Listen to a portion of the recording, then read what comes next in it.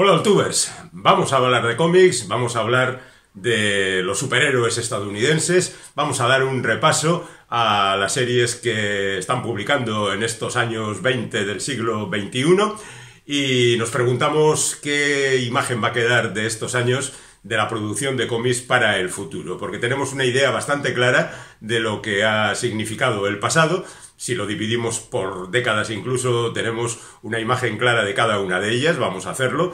Hay un vídeo en este canal dedicado a DC. Hoy en este vídeo vamos a hablar de Marvel, la otra gran compañía de cómics de superhéroes en Estados Unidos, y vamos a repasar rápidamente su historial para centrarnos en lo que ahora mismo están publicando. Debo advertir que esta es una visión absolutamente personal de la situación y que, como tal, hay que juzgarla. Voy a decir qué es lo que ahora mismo estoy comprando y leyendo yo de la Marvel. No es mucho. Reconozco que ha habido otras etapas en las que he llegado a alcanzar las 20 grapas al mes, por ejemplo, o incluso más, ya ando por los 7, 8 aproximadamente, y algunos tomos, pero tampoco demasiado. Lo cual quiere decir que estos momentos no son especialmente buenos para el mundo del cómic, quizá porque las grandes compañías de cómics han perdido autonomía en el momento en que han pasado a otros conglomerados que incluyen también el mundo cinematográfico, que influye, y vaya que se influye, en los cómics, porque el cine da mucho dinero y los cómics es un mercado en retroceso, y como tal hay que juzgarlo. La importancia del dinero es fundamental en estos casos. Pero bueno, por hacer un poquito de historia, recordad que la Marvel nace en los años 60, a principios de los años 60, para hacerle la competencia a la DC, que ya lleva un par de décadas funcionando con personajes como Superman, Batman y los demás. Y surge pues con los Cuatro Fantásticos, con Spider-Man, con Thor, con el Hombre de Hierro, Iron Man, con el Capitán América, con los Vengadores, que viene a ser la reunión de todos estos personajes y un montón de ellos más. Y la verdad es que tienen un éxito inmediato, gracias por un lado a la visión comercial de Stan Lee y sus particulares ideas extravagantes, y la colaboración necesaria de Jack Kirby, que es el colaborador más directo y más efectivo, y por otra parte gente como Steve Ditko y otros muchos que dan pie al nacimiento de todos estos personajes que hemos mencionado y muchos más. Digamos que la década de los 70 es la de la consolidación. Lee deja un poco las cosas en manos de Roy Thomas y otros colaboradores y empiezan a salir nuevos personajes que, curiosamente, no han pasado de ser personajes secundarios a lo largo de la historia. Es curioso cómo los primigenios son los que todavía hoy llaman más la atención y son los más comprados por los lectores de 60 años después. Bueno, cosas del mercado o cosas de vaya usted a saber qué. En los 70 nacen, ya digo, un montón de personajes, algunos han pasado al olvido, se ponen de moda, por ejemplo, las artes marciales o el terror. Hay algunos personajes como Shang-Chi que todavía sobreviven, ya nadie hace, o muy pocos, cómics sobre Drácula y los vampiros, aunque de vez en cuando reaparecen, pero lo cierto es que nacen algunos que son particularmente queridos, como por ejemplo la Capitana Marvel o como por ejemplo Hulk. Son personajes, ya digo, secundarios que tienen su protagonismo en ocasiones, pero que inevitablemente han pasado a un segundo plano. La tercera temporada, o sea, la tercera década de la Marvel es más complicada porque mientras la DC está haciendo sus particulares días de gloria, pues la compañía que hoy estamos analizando se queda un poquito en segundo plano, pero no obstante tiene a Chris Claremont haciendo la Patrulla X o los X-Men, tiene a Simonson haciendo Thor, tiene a John Byrne en la Patrulla X o los X-Men, pero también en los Cuatro Fantásticos, incluso en Hulk o en Alpha Flight. En definitiva, que hay unos cuantos individuos por ahí haciendo cosas interesantes, entre ellos, sin duda alguna, el mejor para mí, Frank Miller, que hace Daredevil y salta a la fama con ello, y después se pasa a la competencia para hacer Batman y otros personajes. Pero bueno, en cualquier caso, es una etapa fantástica, la de los años 80,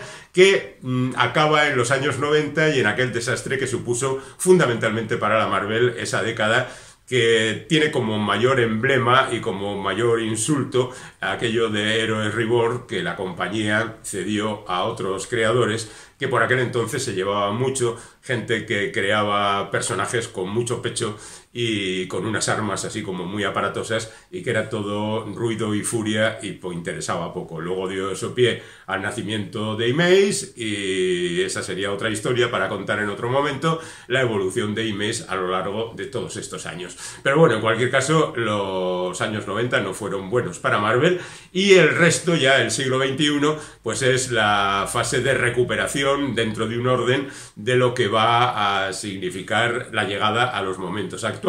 Aparece Joe Quesada y sus compañeros. Primero firman un contrato para hacer Marvel Knights con unos personajes que ya se da por desahuciados, como Daredevil, por ejemplo, o El Castigador y Pantera Negra, y esos personajes que ya no están funcionando muy bien, y ellos consiguen recuperarlos, algunos más que otros, como siempre Daredevil como cabeza de cartel. Es curioso lo de este personaje, que siempre se ha considerado como secundario, pero siempre ha tenido a un montón de creadores de lo más interesante ayudándole a salir de los momentos bajos, ¿no? Ahora mismo Chip Zdarsky está recuperando esa desbaratada etapa de Charles Soule, que es la anterior y que vamos a tratar de olvidar. Pero bueno, inmediatamente antes había estado Mark Waid haciendo también una etapa muy interesante. Bueno, esto sería el siglo XXI, y ahí tenemos ya la aparición de las nuevas tendencias. Y entre las nuevas tendencias hay un fenómeno muy curioso, que es el de los secretarios. Cada creador de la gente importante, pues Matt Fraction, Bendis, el resto de la peña, tiene un secretario en el que delega de vez en cuando para que vaya haciéndole el trabajo que le correspondería a él. Muy frecuentemente nos encontramos con un nombre de los mayores, de los que llaman la atención, y por otra parte nos encontramos con un tipo que no sabemos muy bien qué es lo que hace, pero que ahí está haciendo de las suyas. Es la etapa de Bendis, como decimos, es la etapa de Ed Brubaker. Siguen trabajando los de toda la vida, los Kurt Busiek o los Fabian Nicieza o Warren Ellis en ocasiones, que hace algunas cosas.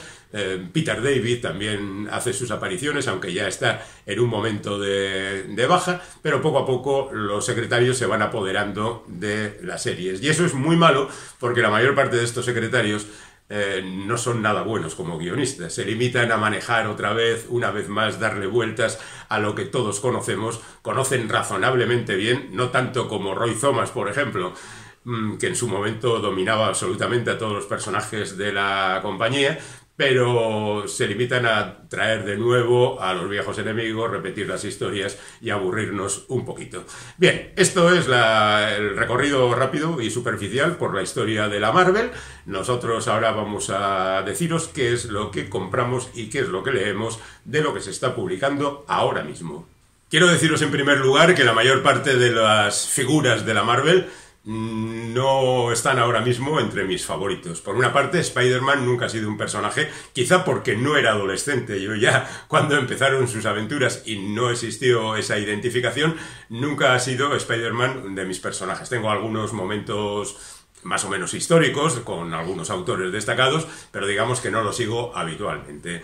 El caso de Capitán América sería prácticamente lo mismo. Otros casos como Iron Man o Thor, pues también han pasado por diferentes situaciones, aunque en estos momentos Thor es uno de los personajes que también compro, pero en cualquier caso vamos con Los Vengadores. Alguien se preguntará por qué compra y lee a Los Vengadores de Jason Aaron. Pues igual un poco por nostalgia y por recordar que Jason Aaron es el tipo que escribió Scalped, aquella serie verdaderamente fastuosa que nos descubrió a un autor maravilloso que nunca ha estado luego a la altura de sus comienzos en esta serie, pero que, bueno, siempre ha dado un mínimo aceptable de calidad y de interés en sus trabajos. Es verdad que Los Vengadores es un despiporre de situaciones más o menos absurdas, pero ¿qué queréis que os diga? Como diría Faulkner, entre la pena y la nada me quedo con la pena. Es decir, prefiero el despiporre de Aaron al aburrimiento de tantos y tantos creadores como en estos momentos hay funcionando por ahí. Y aprovecho para mencionar a algunos de ellos para que veáis que también entre los famosos hay algunos que no me gustan. Por ejemplo, Kieron Gillen o Jerry Dugan son autores apreciados por los seguidores de los superhéroes. Bien, debo decir que jamás les he visto una idea original o un desarrollo interesante. Así que no estoy con ellos. Por ejemplo, Jerry Dugan ahora mismo es uno de los tipos que manejan a los X-Men, digamos, en el grado más cercano a la excelencia. Pero es que hay que ver cómo es el resto de la peña. Gente como Tini Howard, gente como Matthew Rosenberg. Hay varios de estos autores a los que yo adjudicaría el puesto de peor guionista del momento. Gente como Benjamin Percy, Leah Williams, Vita Ayala, Zach Wells, Ed Brisson, por ejemplo, que se marcó toda una etapa de Old Man Logan, que es verdaderamente para olvidar rápidamente. Yo incluiría ahí también a la secretaria favorita de los dioses nórdicos, que es Turun Gruben, que ahora mismo, como Donny Cates está en un momento bajo, por enfermedad según parece, no está nada claro el asunto, pues resulta que se ha convertido en la guionista oficial pues de Thor y de otros personajes, ya digo, míticos en ese sentido. Y luego gente como Cullen Bunn, al que de verdad no encuentro que le ven algunos seguidores, que incluso ahora se ha convertido en editor, tiene sus propias colecciones en el mundillo independiente y que ahí está el hombre triunfando, así que seguramente el equivocado soy yo, ¿eh? Pero bueno, seguimos con Jason Aaron y El Castigador. Esta es una miniserie de 13 episodios que está fatalmente editada por, en este caso, Panini, porque en medio le van intercalando otros materiales que no tienen nada que ver. Pero bueno, si te fijas mucho en los créditos en el momento de comprar los TVOs, pues están bien. Está bien esta serie del Castigador, no es mi personaje favorito, pero en cualquier caso tiene su gracia, pues como últimamente hace las cosas el amigo Jason Aaron. Hulk, seguimos adelante, ahora con Donny Cates. Hay que recordar que se viene de la etapa de Al Ewing, del inmortal Hulk. No es lo mismo, no es tan bueno, pero sin duda alguna es uno de los trabajos más interesantes. Pero ya digo, Cates ahora mismo no está en un buen momento de salud, no sabemos qué es lo que va a pasar con la continuación de esta serie. Hablando de Ewing, que es otro de los guionistas que ahora mismo llaman más la atención dentro de la Marvel, digamos que tengo bastantes ejemplos en el repaso que estamos dando. Uno de ellos es Los Defensores, Más Allá. Es una serie de miniseries, esta es la segunda, no sabemos si habrá más, pero en cualquier caso son miniseries de 5 números que son también bastante extravagantes, divertidas, curiosas y con un dibujo de Rodríguez, bueno, pues la verdad es que a mí particularmente me gusta y me lo paso muy bien. Obviamente tengo que mencionar a Daredevil porque ya he mencionado en más de una ocasión que Chip Zdarsky ha dado una nueva vuelta. No es que sea extremadamente original, no es la gran revolución que supuso Miller en su momento, ni siquiera el razonable cambio que supuso la etapa de Mark Waid, pero está bien escrita, muy lentita, muy ralentizada la acción y demás, pero tiene interés. Yo en Zdarsky de momento confío. Tenemos a Thor, que tiene los trabajos de Ewing y de Cates, porque estos dos se andan repartiendo el trabajo de una serie de personajes. Como es bien sabido, uno estuvo en Veneno y el otro en Hulk, y cuando terminaron sus respectivas series cambiaron simplemente la posición, y en medio pues se reparten también a Thor, pues como si fuera una especie de trofeo. No es el mejor momento de Thor, hay que reconocerlo, pero bueno, como si tal cosa. Y aquí tenemos a Veneno, donde el reparto es entre Donny Cates y Ram 5, o Ram V, y bueno, pues no es la etapa anterior de Cates, no es tan buena como aquella, que tampoco era algo asombroso, pero que está ahí y de momento yo la sigo. Y con eso llegamos a las leyendas de la Patrulla X, que es la continuación o la recuperación de los momentos de gloria de los X-Men, que ya digo, no sigo en absoluto, después de que se marchó Jonathan Hickman, que tampoco es santo de mi devoción, pero bueno, por aquello de ver qué es lo que hace este hombre, que siempre tiene algún puntito destacable, no sigo ninguna de las series de los X-Men, salvo esta, que está hecha por gente pues como Fabián Nicieza, o Walter Simonson, o Chris Claremont, o Larry Hama, gente que en su momento estuvo en las series de los X-Men y que aquí, a través de un par de números, de 1 o de 3 como mucho, se recupera un poco las esencias de aquel entonces. Y luego, pues hay algunos álbumes, algunos tomos que recuperamos, como por ejemplo Los Excelentes, que vienen de la serie de Ecstatic, que es una de aquellas revoluciones que en su momento se produjo en una serie. La firman los que en su momento revolucionaron el tema, Peter Milligan y el señor y señora Allred, que son los dibujantes con su particular estilo gráfico y con esa visión irónica, desmitificadora, esa visión sarcástica, irónica y la mayor parte de las veces aprovechable de estos personajes que son más bien una parodia de los superhéroes que de unos auténticos superhéroes. Hay que reconocer que esta serie que se ha hecho recientemente quizá no está a la altura de las historias originales, pero en todo caso está razonablemente bien.